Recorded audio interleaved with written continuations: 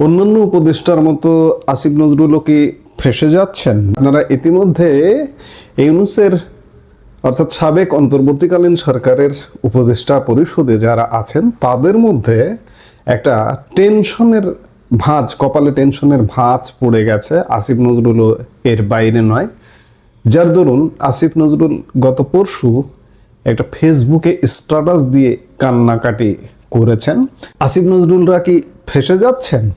ফাঁসাই তো উচিত। এই আসিফ নজরুল ছিলেন বিগত অন্তর্বর্তীকালীন সরকারের আসলে মাস্টারমাইন্ড যদি কাউকে বলতে হয় তাহলে আসিফ নজরুল। আসিফ নজরুলের নির্দেশনায় সরকারটা চলতো। ওই যে ব্রিগেডিয়ার সাখাওয়াত কিচেন ক্যাবিনেটের কথা বলেন না, এই কিচেন ক্যাবিনেটের অন্যতম প্রধান একজন হচ্ছেন আসিফ নজরুল। বলা যায় ডক্টর ইউনূসের বিকল্প শক্তি বা বিকল্প প্রধান উপদেষ্টার জায়গাটা বা ভূমিকাটা পালন করতেন এই আসিফ নজরুল। দেশের রাজনৈতিক ও প্রশাসনিক অঙ্গনে এখন আলোচনার কেন্দ্রবিন্দুতে সাবেক আইন উপদেষ্টা আসিফ নজরুল। তার বিরুদ্ধে দুর্নীতি দমন কমিশন বা দুদকে জমা পড়েছে 1 ডজনেরও বেশি অভিযোগ। মামলা বাণিজ্য, জামিন বাণিজ্য, বিচারক পদায়ন থেকে শুরু করে শত শত কোটি টাকা বিদেশে পাচারের মতো গুরুতর অভিযোগ উঠেছে তার বিরুদ্ধে।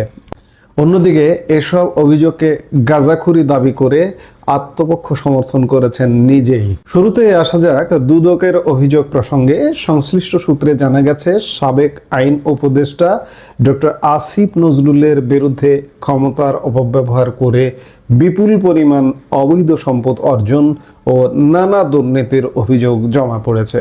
অভিযোগ তালিকায় কি নেই? মামলা বাণিজ্য, জামিন বাণিজ্য, বিচারক পদায়ন এবং অর্থ পাচার সবই আছে।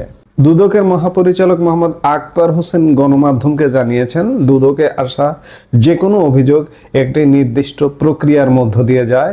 এখানে একটি 100 মার্কের মার্কিং সিস্টেম বা যাচাই বাছাই কমিটি থাকে। যদি কোনো অভিযোগ 80 মার্ক পায় তবেই সেটি পরবর্তী অনুসন্ধানের জন্য গ্রহণ করা হয়। ডক্টর নজরুলের বিরুদ্ধে আসা এই 1 ডজনেরও বেশি অভিযোগ এখন সেই যাচাই বাছাই টেবিলে। দুদকের একজন ঊর্ধ্বতন কর্মকর্তা নাম প্রকাশ না করার শর্তে জানিয়েছেন যে আসিফ নজরুলের বিরুদ্ধে ক্ষমতার অপব্যবহার ও ঘুষ দুর্নীতির মাধ্যমে কয়েকশো কোটি টাকা আত্মসাতের অভিযোগ আনা হয়েছে। অভিযোগগুলো যদি অনুসন্ধানযোগ্য প্রমাণিত হয় তবে আইন অনুযায়ী কঠোর ব্যবস্থা নেওয়া হবে। অভিযোগগুলো কিন্তু বেশ সুনির্দিষ্ট। দুদকে জমা পড়া নথিতে দাবি করা হয়েছে। জামিন বাণিজ্য অভিযোগ উঠেছে আসিফ নজরুল প্রভাব খাটিয়ে কোটি কোটি টাকার বিনিময়ে ভিআইপি আসামিদের জামিন দেওয়ার ব্যবস্থা করেছেন। উদাহরণস্বরূপ, একটি বড় শিল্প গ্রুপের সিইওর বিরুদ্ধে জালিয়াতি মামলায় গ্রেপ্তারি পরোয়ানা থাকা সত্ত্বেও 20 কোটি টাকার বিনিময়ে তাকে জামিন দেওয়ার নির্দেশ দেওয়া হয়েছিল বলে অভিযোগে উল্লেখ করা হয়েছে। এমনকি গান বাংলা টেলিভিশনের তাপসের জামিন নিয়েও বিপুল অঙ্কের লেনদেনের অভিযোগ উঠেছে। বিচারক ও সাব রেজিস্ট্রার পদায়নে জালিয়াতি করেছেন আসিফ নজরুল। রাজধানী ঢাকা ও তার আশপাশের এলাকায় বিচারক বদলি বা পদায়নের ক্ষেত্রে 50 লাখ থেকে 2 কোটি টাকা পর্যন্ত নেওয়া হতো বলে অভিযোগ। এছাড়াও সাব রেজিস্ট্রার বদলি বাণিজ্যের মাধ্যমেও কোটি কোটি টাকা হাতিয়ে নেওয়ার কথা বলা হয়েছে। শুধু দেশেই নয়, আসিফ নজরুলের বিরুদ্ধে শত শত কোটি টাকা বিদেশে পাচারের অভিযোগও জমা পড়েছে দুদকে। টিআইবির নির্বাহী পরিচালক ডক্টর ইফতেখারুজ্জামান এ প্রসঙ্গে বলেছেন, কেউই আইনের ঊর্ধ্বে নন। অভিযোগের সত্যতা পেলে দৃষ্টান্তমূলক জবাবদিহিতা নিশ্চিত করতে হবে। ঠিক যখন এসব অভিযোগের পাহাড় জমছে তখনই গত পরশু বুধবার রাত 8:15টার দিকে ফেসবুকে একটি দীর্ঘ পোস্ট দিয়ে নিজের অবস্থান পরিষ্কার করেছেন আসিফ নজরুল। তিনি আমেরিকায় বাড়ি কেনা বা পালিয়ে যাওয়ার খবরকে স্রেফ গাঁজাখুরি বলে উড়িয়ে দিয়েছেন। আসুন দেখা যাক তিনি তার আত্মপক্ষ সমর্থনে কি বলেছেন। 1 নম্বরে তিনি নিজের আর্থিক সততার গুণগান গেয়েছেন। তিনি চ্যালেঞ্জ ছুড়ে দিয়ে বলেছেন, আমি সরকারে থাকা অবস্থায় বা এর আগে পরে জীবনে কখনো কোনো দুর্নীতি করিনি। 1 টাকা, আবার বলি 1 টাকাও দুর্নীতি করেনি। তিনি আরও দাবি করেছেন তিনি কোনো নতুন ব্যাংক অ্যাকাউন্ট খোলেননি, নতুন কোনো সম্পদ করেননি। এবং আয়কর রিটার্নে কোনো সম্পদ গোপন করেননি। তার মতে তার পক্ষে দুর্নীতি করা অসম্ভব এবং প্রশ্নই আসে না। 2 নম্বরে স্বজনপ্রীতি এবং নিয়োগের ব্যাপারে তিনি আত্মপক্ষ সমর্থন করেছেন। স্বজনপ্রীতির অভিযোগ নাকচ করে তিনি লিখেছেন, সরকারে থাকা অবস্থায় আমার পরিবার বা আত্মীয় স্বজনকে বিন্দু মাত্র সুবিধা দেয়নি। তিনি একটি বড় তথ্য দিয়েছেন যে তার মেয়াদে প্রায় 5,000 আইন কর্মকর্তা নিয়োগ দেওয়া হয়েছে, যার মধ্যে তার একজন আত্মীয় নেই, এমনকি তার আত্মীয়রা কারো হয়ে তদবির করারও সুযোগ পাননি।